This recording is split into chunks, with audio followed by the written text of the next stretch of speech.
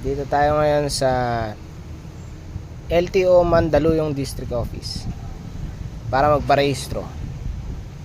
Bibigyan ko kayo ng tips kung ano yung mga gagawin, tsaka kung magkano yung aabutin pag nagparehistro ng legal.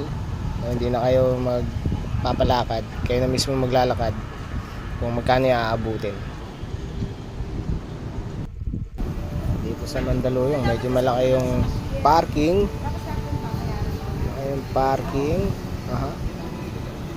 Malaki yung facility,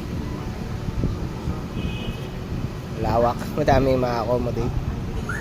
Ito, kailangan nyo dalhin yung photocopy ng OR tsaka CR. Tapos kailangan original yung plaka nyo. Pag wala, kailangan nyo yung authorization o yung request para gumamit ng duplicate. Yan, bayad muna tayo dito sa pay here sa may counter. Tapos bibigyan tayo ng number. Yan, bago natin ilagay yung motor. Yan, i-check yung pati milyahe, i-check nila. Tapos game na.